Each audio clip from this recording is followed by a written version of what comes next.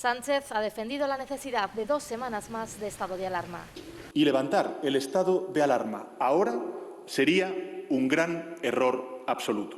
Tras un duro discurso en el que ha acusado a Sánchez y a su equipo de mentir, el PP anunciaba finalmente su abstención, advirtiendo, eso sí, que votará en contra de nuevas prórrogas. Es usted el que ha fallado en todo y a todos. Lo que deberían hacer es dejar de jugar a prueba y error, de usar a los españoles como los perros de Pavlov. Pero salvo sorpresa in extremis, esta prórroga saldrá adelante gracias al sí de Ciudadanos, del PNV y de Coalición Canaria, aunque con críticas a la gestión del Gobierno. Y después de esta votación, este Gobierno seguirá teniendo 155 escaños, ni uno más ni uno menos. Hemos intentado, como usted bien sabe, ser constructivos, dar una salida.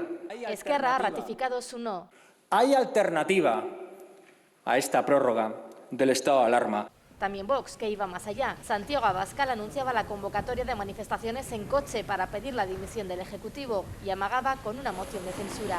Me parece que va a depender de todos y cada uno de ustedes, señores diputados. EH Bildu se abstendrá. No será Euskal Herria Bildu quien deje caer el estado de alarma.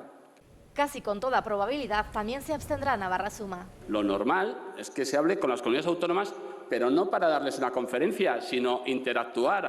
Un debate en el Congreso que nos dejaba esta imagen que no ha pasado desapercibida, la de la vicepresidenta Carmen Calvo recostada en su escaño y tapada con una manta.